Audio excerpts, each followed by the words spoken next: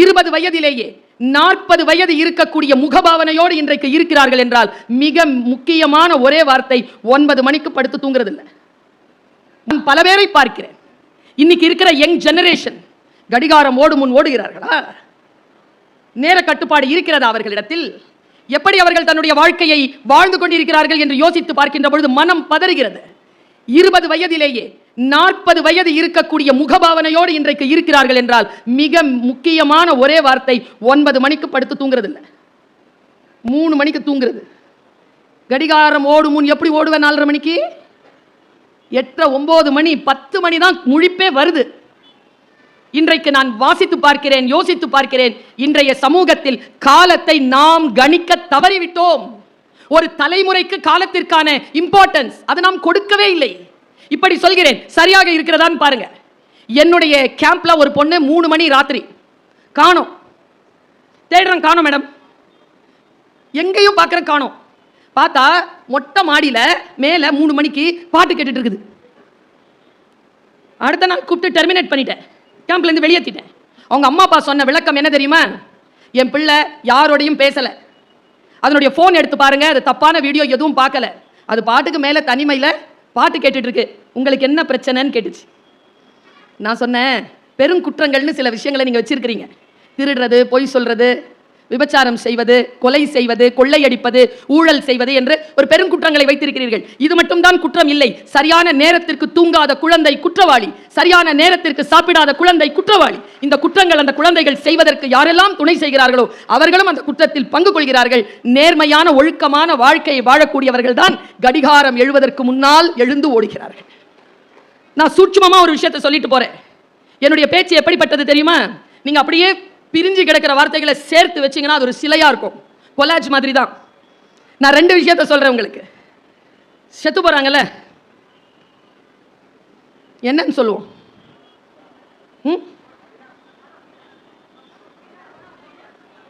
மண்டையை போட்டார்ந்து ஒன்று டிக்கெட் வாங்கினார். ஒருத்தன் போஸ்டர் எழுதி விட்டிருக்கான், என் தாத்தா 96 வயதில் அகால மரணம் அடைந்தார். 96 வயசு வரைக்கும் வாழ்ந்திருக்காரு, எப்படிடா அகால மரணம்னா? போற நேரத்தில் போகாமல் லேட்டா போனாலும் அகாலம் தானே அப்படிங்கிறான்.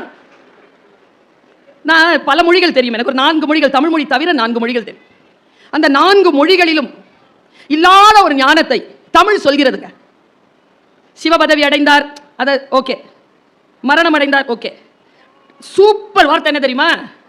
ஆங்கிலம் சொல்கிறது passed away, he passed away. வேர்னு சொல்லவே இல்லை இங்கிலீஷ், தமிழ் சொல்லுது இயற்கை எய்தினார். சூப்பர் வார்த்தை இல்ல? இயற்கை எய்தினார், he attained nature. வாவ்! யாரால சொல்ல முடியும் அந்த வார்த்தையை? நம்ம ஏன் செத்து போனோம் கொண்டாடுறோம் தெரியுமா? இதுக்கு தான். கல்யாணத்துக்கு கூட மேளம் கிடையாது, சைலண்டா வச்சு முடிச்சுக்கிறாங்க. சாவ மேள அடிச்சு கொண்டாடுறோம் நம்ம ஏன்? இயற்கை எய்தி. அதை விட டாப் மோஸ்டான விஷயத்தை சொல்றேன். கார்ல் மார்க்ஸ் இருக்காரு, ஜென்னி இருக்கா. எனக்கு ரொம்ப பிடித்தமான அறிவிப்பு, மரண அறிவிப்புகளில் ரொம்ப பிடித்தமான மரண அறிவிப்பு. கார்ல் மார்க்ஸ் இருக்காங்க, ஜென்னி இறந்துட்டான். ஏங்கல்ஸ் பார்க்குறான், ஜென்னி இறந்ததை வெளியில் கார்ல் மார்க்ஸுடைய மகள் கிட்ட அறிவிக்கிறான். என்னென்ன அறிவிச்சான் தெரியுமா? ஜென்னி இறந்துட்டான் தானே சொல்லணும். மரியாவின் கையை பிடித்து கொண்டு சொன்னான், கார்ல் மார்க்ஸும் செத்து போனான். What a declaration! கார்ல் மார்க்ஸும் செத்து போனான்னு சொல்லிட்டு சொல்லும் பொழுதே அம்மா செத்துட்டான்னு மரியாதை தெரிஞ்சு போச்சு. பாருங்க, சாவு அறிவிப்புல இவங்க எல்லாம் எங்கெங்கேயோ போய் தான் டிக்கெட் அடிக்கிறாங்க. தமிழன் சொன்ன மாதிரி இந்த டிக்ளரேஷனை வேற யாரும் சொன்னதில்லை. மரணத்தை தமிழன் தான் சொன்னான். அவர் காலம் ஆனார், he became time. நான் அப்படியே நிக்கிறேன், காலம் ஆனாரா? குர்ஆன்ல ஒரு வார்த்தை இருக்குங்க, நான் காலமாக இருக்கிறேன், என்னை குறை சொல்லாதீர்கள். குர்ஆன் இந்த பக்கம் வைங்க. மகாபாரதம் இல்ல, பகவத்கீதை. மகாபாரதத்துக்குள்ள வர்ற பகவத்கீதை. மகாபாரதத்தை எழுதினது யார்? வியாசர். எழுதியது யார்? பிள்ளையார். எப்படி எழுதினார்? வேகமாக சொன்னது காலம். காலம் வியாசருக்கு சொல்ல, வியாசர் சொல்றார் வேகமா போகுது. எழுத்தாணி இல்ல, தன்னுடைய தந்தத்தை உடைச்சு எழுதினார். நீங்க யானையினுடைய விநாயகனுடைய சிலையை பார்த்தீங்கன்னா ஒரு தந்தம் உடைஞ்சிருக்கும். உடைஞ்சிருக்கிற தந்தம் மகாபாரதம் எழுதுறதுக்கு பெண்ணா பயன்பட்டது. காலம் அவ்வளவு ஃபாஸ்ட், ரொம்ப வேகமா ஓடும் காலம். எங்க இன்னைக்கு தேதி என்ன? 30/3/2025. இப்ப நேரம் மணி 7:58. நீங்க எல்லாம் உட்கார்ந்தது எப்போ? 5 மணி.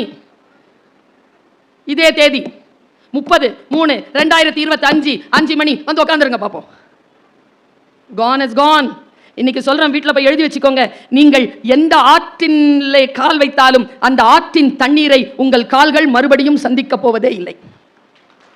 You cannot step the river twice. அவ்வளவுதான். ஒரு வேளை தொட்டுட்டீங்கன்னா முடிஞ்சது. இதோ இந்த வினாடி கடந்துருச்சு, அவ்வளவுதான். இப்போ புதுசு. இதை எப்படி கொண்டாடுவது, இதை எப்படி வேகப்படுத்துவது? சில பேர், நான் தமிழ் படிச்சவங்க, சில கெட்ட வார்த்தை எனக்கு தெரியும். சூப்பரா ஒரு கெட்ட வார்த்தை சொல்லவா? சொல்லலாமா? இங்கிலீஷ் ப்ரொஃபசர் சொல்லலாங்கிறாங்க. Amutha madam English professor. ஊழல். எவ்வளவு பெரிய கெட்ட வார்த்தை தெரியுமா? அது பெரிய கெட்ட வார்த்தைங்க. எப்படி அது கெட்ட வார்த்தையாச்சு? அது எப்படி, அந்த வார்த்தை எப்படி பிரிச்சு பார்க்கறது பாருங்க. மண் என்றால் இறுக்கமானது, மண் அல் என்றால் இறுக்கம் தளர்ந்தது, மண் மணல். ஊழ் என்றால் விதிகளுக்கு உட்பட்டது, ஊழல் என்றால் விதிகளுக்கு உட்படாது. சரியான தமிழ்ச்சொல். சார் சொன்னார மாத்து இறைன்னு. எனக்கு தெரியல, இது வரைக்கும் எனக்கு தெரியாது. எனக்கு தொல்காப்பியம் சொன்னதான் தெரியும். மாத்திரைனா அளவு. சரியான இன்னொரு கெட்ட வார்த்தை சொல்ற பாரு. எல்லாரும் மேடம் நல்ல வார்த்தை சொல்லும் போது கூட இவ்வளவு சீரியஸா இல்ல மேடம். கெட்ட வார்த்தை சொல்றது எல்லாம் நிமிந்து பார்க்கறேன். ஏதோ சொல்ல போகுது இந்த மாதிரி. சூப்பர் கெட்ட வார்த்தை பொழுது போக்கு. நீ இன்னத்துக்கு பொழுத போக்குற? அது சும்மா இருந்தாலே போயிடும். அதுல போக்குறதுக்கு என்ன இருக்குன்னு கேட்கிறேன் நான். இருக்கிறதே இவ்வளோண்டு வாழ்க்கை. வீட்டில் போய் நான் சொன்ன ஒரு கணக்கு பாருங்க, பயந்துராதீங்க. சத்தியமா பயப்படுவீங்க. இன்னைக்கு நைட் பல பேருக்கு தூக்கம் போகுது. எவ்வளவு நாள் வாழ்வோம்? நல்ல 65 65 நல்ல ஆரோக்கியமா போயிட்டு வந்து எழுந்து உட்காந்து நம்ம வேலையை 65 சார். சரி 70ன்னு வச்சுக்கோ. துட்டிக்குதுங்க சிலதுங்க. சரி 70 இன்டூ 365 ஈக்குவல் டு 4100 கூட வராது. 24,100. 24,100 நாள் வாழ்ந்தா 70 வயசு ஆயிடுச்சு. சரி 25,000 வச்சுக்கோ. 25,000 நாள் 70 வயது. இதுல பயப்படாதீங்க. இப்போ இருக்குல்ல வயசு எவ்வளோப்பா கணக்கு சொல்லிட்டியா? பார்த்துட்டியா? இந்த பசங்களை வச்சுட்டு கிளாஸ் நடத்தவே முடியாது. சொல்லு எவ்வளோ ஆச்சு? 25,000. கரெக்டாக தான் சொன்னேன். தமிழ் வார்த்தை இருந்தாலும் கணக்கில் சரியா இருந்திருக்கேன். 25,000 இப்போ நீங்க இருக்குல்ல 20 30 35 40 50 எல்லாம் கழிச்சிருங்க. மீதி எவ்வளோ நாள் இருக்கு? அதில் தூங்குறது, சண்டை போடுறது, டிவி பார்க்கறது, இந்த ரீல்ஸ் பார்க்கறது, அப்புறமா ரோட்ல டிராஃபிக்ல மாட்டிக்கிறது கழிச்சிங்க. நான் உண்மையாக சொல்கிறேன், எல்லார் கையில் ஒரு 200-300 நாள் இருக்குது. அவ்வளோதான் இருக்குதான்னு. நிறைய பேருக்கு போனஸில் ஓடிட்டு இருக்கு. யார்கிட்ட இருக்கு நேரம்? நீ எதுக்கு பொழுத போக்குற? கடிகாரம் ஓடு முன் ஓடு. வாழ்க்கையில் சில இலக்குகளை வைத்து அந்த இலக்குகளை அடைய வேண்டும் என்றால், நான் பயமுறுத்துவதற்காக சொல்லவில்லை. பகவத்கீதையில் ஒரு ஸ்லோகம் வருகிறது. அந்த ஸ்லோகத்தை பார்த்து நான் விக்கித்து போனேன். அதனுடைய தமிழ் படியை படித்து பார்த்தேன். தமிழினுடைய அந்த படி இப்படி சொல்கிறது. ஒருத்தர் இறந்து போனானா, கடவுள் கிட்ட போனானா. கடவுள் கையில் ஒரு பெட்டி வச்சுட்டு இருந்தாரா அவனை வரவேற்கிறதுக்கு. வாவான்னு. வாட் இஸ் இன்சைட் தட் பெட்டி? இட் இஸ் யுவர்ஸ் அப்படின்னாராம். எது? கடவுள். பகவத்கீதைன்னு சொன்னதுனால இங்கிலீஷில் சொல்கிறேன் madam. What is this? It is yours அப்படின்னாரு. உள்ளே இருக்கிறது என் உயிரா? இல்லை, அது என்கிட்ட வந்துருச்சு. என் கல்வியா? அது உலகத்திலே போயிடுச்சு. என்னுடைய செல்வமா? நோ, பேரே செல்வம். அது எப்படி கூட வரும்? சூப்பராக வச்சிருக்கான் பாருங்க தமிழன் பேர் செல்வம். போய்கிட்டே இருக்கும். சரியா? பயமுறுத்துறதுக்காக சொல்லலை, ஆனால் சொல்லிட்டு பயமுறுத்திட்டு தான் இருக்கிறேன். 3 தலைமுறைக்கு பின்னால் நீங்கள் சேர்த்து வைத்த எந்த சொத்தும் உங்கள் அடுத்த தலைமுறைக்கு பயன்படாது என்பதனை புரிந்து வைத்துக்கொண்டு வாழ்க்கையில் வேலைகளை நிதானமாக செய்யுங்கள். நான் பல வருஷத்துக்கு முன்னால சொல்லியிருக்கேன். 16 வருஷத்துக்கு முன்னால சொன்ன ஒரு டாலர் போட்டு வந்தேங்க. 4.5 வயசுங்க என் பையனுக்கு. அவன் என்னை பார்த்துக்கல, மம்மி சூப்பர் அப்படின்னா. எதுக்குடான? இன்னும் ஆஃப்டர் 25 இயர்ஸ் டிசைன் அப்படியே இருக்கும். 4.5 வயசுல சொல்றாங்க அவன். நான் 10 வருஷத்துக்கு அப்புறமா 2 வீலரில் போயிட்டே இருக்கிறேன். குட் ஷெப்பர்ட் ஸ்கூலுக்கு பக்கத்தில் ஒரு இது இருக்குல்ல சுவர், அதில் எழுதி போட்டிருந்தான் ஒரு வார்த்தை. நான் அது ரொம்ப இதுவாக வச்சிருப்பேன் அந்த டாலரை. ஒரு வார்த்தையை பார்த்த உடனே 10 வருஷத்துக்கு முன்னால் என் பையன் சொன்னது எனக்கு புரிஞ்சு போச்சு. நீ அநியாயமாக சேர்த்து வைத்து இருப்பதை அனுபவிப்பதற்கு என் ஆசீர்வாதம் கொண்ட ஒருவன் வருவான், கடவுள். ஒருத்தி வருவாள். என் பையன் சொன்னார். அதுலேருந்து நகை வாங்குறதை நிறுத்திட்டேன் நான். நீங்க பாருங்க, நான் என்னுடைய எந்த வீடியோவும் எடுத்து பாருங்க, அந்த ஒத்த செயின் தான் அதோட நிற்கிறேன்.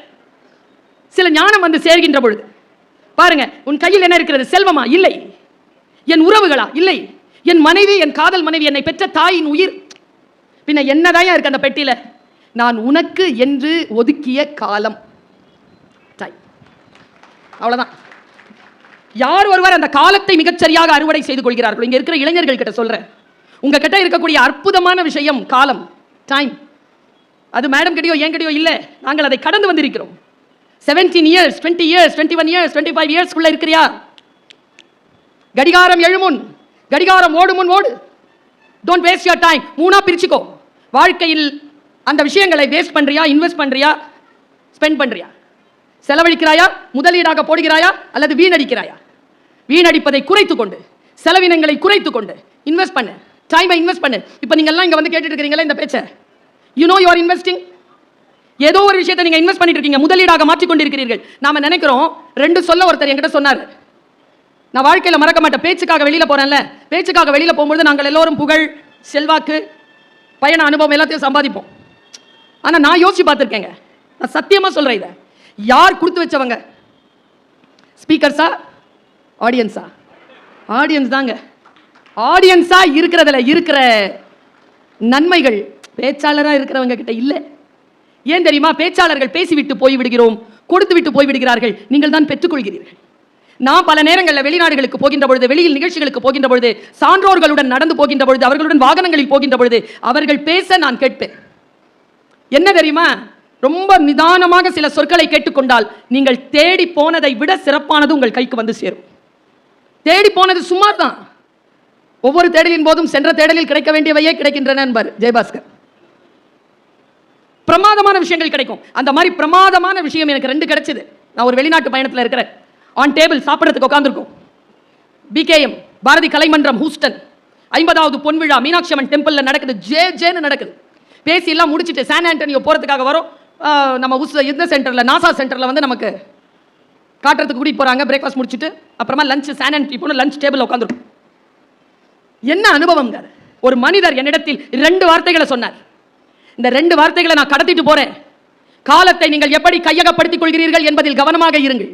2 வார்த்தை சொன்னார். பர்வீன், நானும் நிறைய மக்களை சந்திக்கிறேன், ஆனால் நீ நிறைய பேரை மொத்தமாக சந்திக்கக்கூடிய வாய்ப்பு பெறுகிறாய். எப்படி மொத்தமாக யாரேனும் கூடினால் இதை சொல்லிடுறியா? சொல்லுங்க, நான் சொல்றேன். 2 ஸ்டேட்மெண்ட் அவர் கொடுத்தார். முதல் ஸ்டேட்மெண்ட், நமக்கு நம்மில் பலருக்கு பல திட்டங்கள் இருக்கு லைஃப்ல. இல்லாத திட்டம் என்ன தெரியுமா? ஒண்ணே ஒன்று, நம்மோடு நமக்கு எந்த திட்டமும் இல்லை. உங்களோடு உங்களுக்கு திட்டங்களை இன்றிலிருந்து ஆரம்பிங்க. ரிட்டையர்ட் ஆனதுக்கு அப்புறம் என்ன சார் செய்ய போறீங்க? தெரியல மேடம். பையனுக்கு கல்யாணம் பண்ணி கொடுத்துட்டீங்களா? அப்புறமா தெரியல மேடம். வீடெல்லாம் பசங்களுக்கு எழுதி வச்சிட்டீங்க, நீங்க? தெரியலையா மேடம். Have plans. 17 வயது முதல் 25 வயது வரை எது செய்வாயோ உன் 60 வயது வரைக்கும் அதைத்தான் செய்வாய். 60 வயதிற்கு பிறகு 85, 90 என்ற உன் வாழ்க்கையை நீ கால்குலேட் பண்ணு. செல்ஃபிஷ்னஸ் தான் தப்பு, செல்ஃப் லவ் தப்பே கிடையாது. இன்னைக்கு சொல்றேன், போய் எழுதி உங்களுடைய டைரியில உங்க வீடுகளில் மாட்டி வச்சுக்கோங்க. Have self love. உங்களை நீங்கள் நேசியுங்கள்.